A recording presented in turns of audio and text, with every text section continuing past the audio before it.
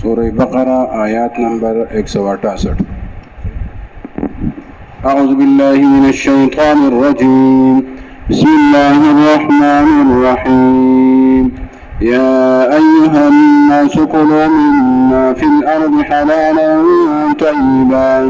طيبا ولا تتبعوا خطوات الشيطان إنه لكم عدو مبين. إنما يأمركم بالسوء والفحشاء وأن تقولوا على الله ما لا تعلمون. صدق الله العظيم.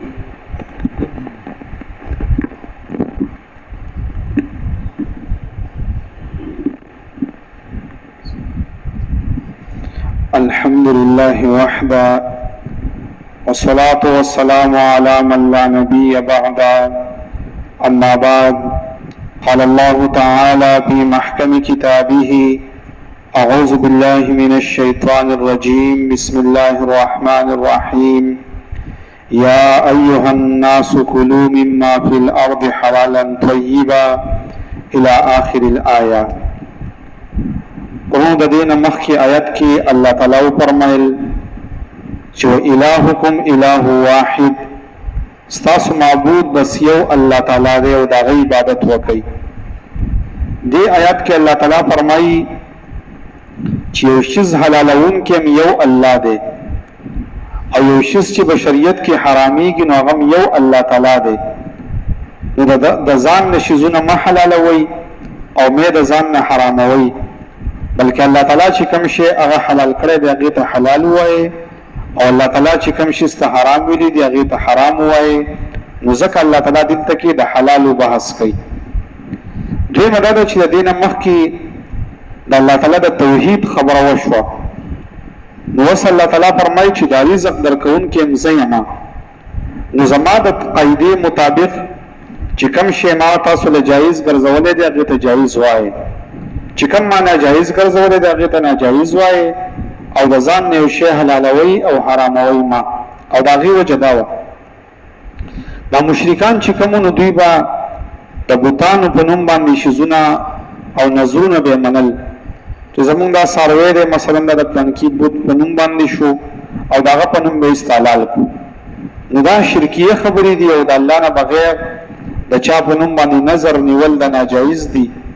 اللہ تعالیٰ ذکر دا حلال و بحث وکو چی یا ایوہ الناس و اے خلقو کلو مما فی الارض حلالا طیبا، خوری حغص چی پدیز مکہ کی دی حلال طیبا مزیدار. علماء چی یو حلال دی او یو طیب دے. حلال اغشیت ویلے کی گی چی اللہ تعالیٰ حلال گرزولی، او طیب اغیت ویلے کی گی چی دا انسان طبیعت منی چی دا شس خلال جائز دی. لکه ډېر شیزونه داسې دي چې بشریت کې په هغې باندې داسې منع نه ده راغلې، خو هغه طبیعت نه مني. لکه نبی علیه صلات وسلام یو ځل په دسترخوان باندې کېناستو، په هغه دسترخوان باندې دا بعضې علما وایي چې سمسیره، او بعضې علما وایي چې دا خادمۍ چې ده نو دا سره کړلی شوي او پرته وه په پلیټ کې. وایي نبی علیه صلات وسلام یې ستا خوا کړه چې یاره زه خو یې نه خورم، خو بعضو ملګرو وخوړه. وسم د شوافی علماء په نسبت باندې سمسیره خورل هغه جایز دي، دغه شان خادمه خورل هغه جایز دي. دغه شان تاسو وکړئ چې کوم خلکو سعودي عرب کې وخت تیر کړی په دې سپر سټورو کې باقاعده جراب په لیکلي د املخان ملويږي، الته کې خلک راته کې او ځان نه خوري. زمون خلک چې دنو هغه طبيعت نه مني نه خوري. یا مثلا دا جینګا چې دی نو دا داسې د مئی یو شکل دی، خو د چینجي په شان تکي د انسان تیسې نفرت غونته کي، خوین کېږي او شوافی ښه مزیدار خوري، څه باک نه کوي. نو بعض شیزونه داسې دي چې هغه د انسان طبیعت نه مني. لکه مثلا مونږ به داسې ووایو چې دا شپون چې دی نو جایز دی که ناجایز دی، هغه په خپل ځای باندې ده، خو د انسان طبیعت یې نه مني، ځکه داسې د مږې په شان شکل دی، انسان طبیعت یې نه مني. نو اوس دا بعض شیزونه داسې دي چې هغه حلال دي خو طیب نه دي. نو الله تعالی مؤمنان وسوي ویا ایها الناس اے خلقو کلو خری مما فی الارض سچ پزمکه کی دی حلالا حلال طیبا مزیدار شیزونه خری. نو شریعت مونږ ته وایي چې د ځان نه به یو شی حلالې نه او د ځان نه به حرامې نه.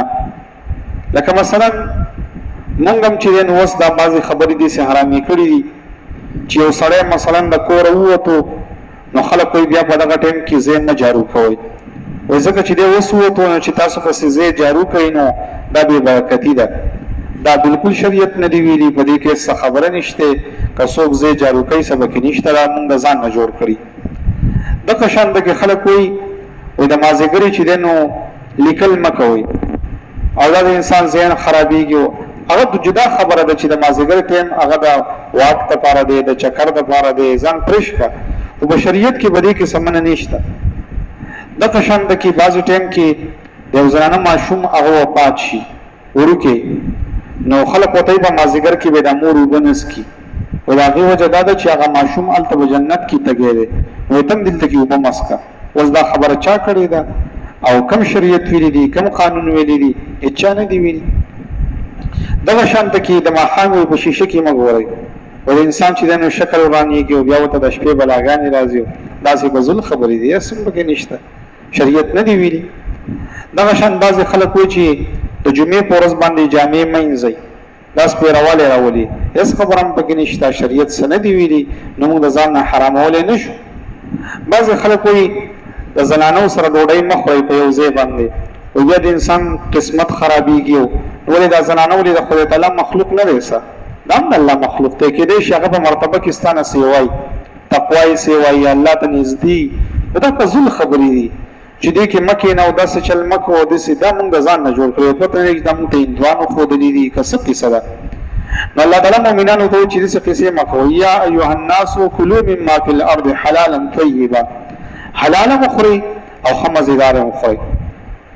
د دې وجې نه پیغمبر علیه الصلاة والسلام یو حدیث کې فرمایلی دی چې الله تعالی فرمایي چې ما د خپلو بندګانو له رزق ورکړی دی او حلال رزق مو ورکړی دی، خو دا شیطان راولګېدو او زما د بندګانو یې د سمې لارې نه واړول. مطلب دا دی چې حلال شی پې حرام کو او حرام شی پې هغه حلال کو. نو دا د شیطان تابعداري ده چې زما دا بندګان یې کوي. وی کله چې نبی علیه الصلاة والسلام دا آیت ولوستو چې یا ایها الناس کلوا مما فی الارض حلالا طیبا، پاک رزق خورئ. او په دې کې یو صحابي دی حضرت سعد بن ابي وقاص، وی د نبی علیه السلام ته ووایي چې ای د الله رسوله د الله نه وغواړه چې الله مستجاب الدعوات ما جوړ کړي. مطلب دا چې کومه دعا کوم ویسته الله قبلوي. وی نبی علیه الصلاة والسلام ورته ووایي چې زه تا ته یو خبره ښیم چې اطیب طعامک تكون مستجاب الدعوات. خپل خوراک چې دی کنه هغه پاک کا، نو په خپل به مستجاب الدعوات شي. الله تعالی بستا هر دعا قبلې، خو خپل خوراک پاک خوراک کوه، حرام مه خوره. او بیا ورته نبی علیه السلام ووایي چې والذي نفس محمد بیده، قسم مې دی په هغه ذات باندې چې چا په قبضه کې زما ساه دی، چې ان الرجل ليقصف اللقمة الحرام في جوفه ما يتقبل الله منه 40 يوما. چې انسان په خېټه کې یو نوړی د حرام ورواچي، الله تعالی د سلوي خورزي مونږ نه قبلې. او بیا ته پیغمبر علیه الصلاة والسلام فرمایل چې وأيما عبد بنيت لحمه من السحت والربا فالنار أولى به. چې کوم د انسان د جسم وخه هغه جوړه شوه د حرامونه یا د سود په پیسو باندې جوړه شوه، نو اور ولا ډیر زیات لایق دی چې دا اور راولګي او دا غوښه ایسته کې وخوري، نو په د جهنم په اور باندې به دا غوښه پاکیږي، نور په څه باندې نه پاکیږي.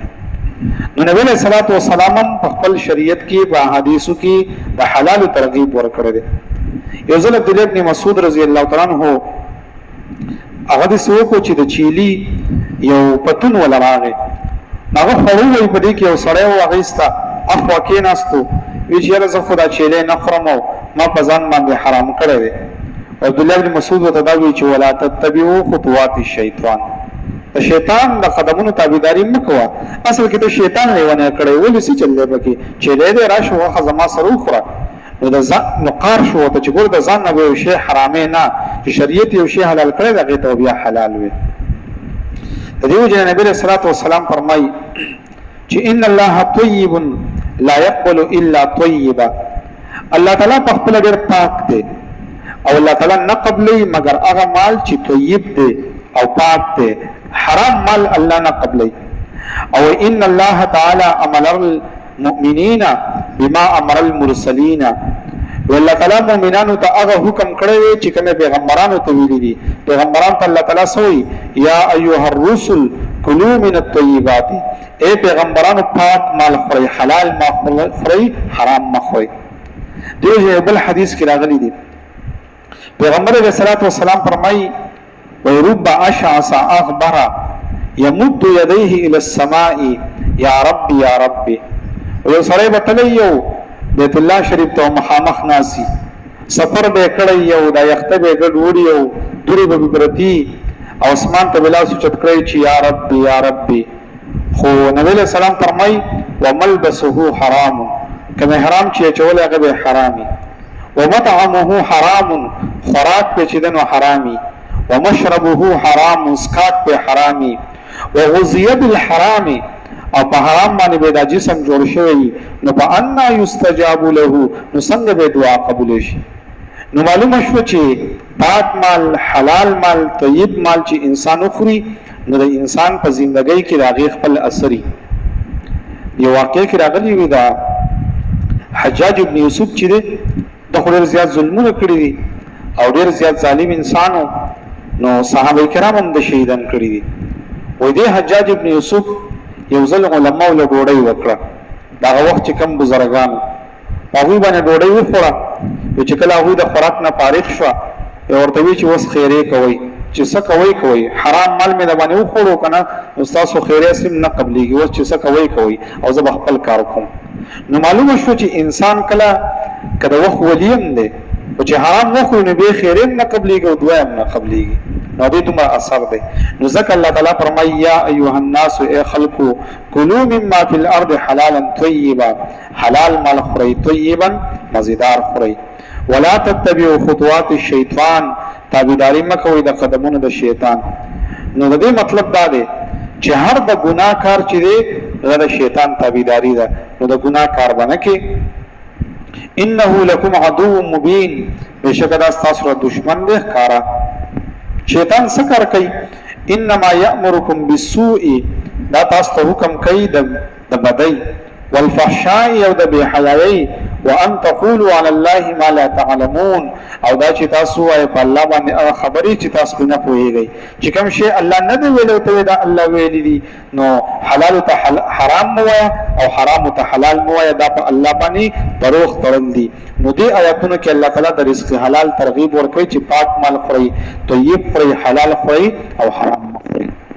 یا ایها الناس اے خلقو کلو خورئ تاسو مما فی الارض سچ پزمک کی دی حلالا طیبا، حلال خورئ، مزیدار خورئ، ولا تتبعوا تابعداری مکوئ خطوات الشیطان بقدمون د شیطان، انه بشک هغه لکم عدو مبین ستاسو د پاره دشمن ښکاره دی. انما یامرکم بشک دا شیطان تاسو ته حکم کوي بالسوء د بدی، والفحشاء او د بے حیايي، وان تقولوا او دا چې تاسو وایي علی الله الله تعالی باندې ما لا تعلمون، هغه خبرې چې تاسو په نه پوهیږئ. الحمد لله رب العالمين والعاقبة للمتقين، الصلاة والسلام على رسوله محمد وعلى آله وأصحابه أجمعين.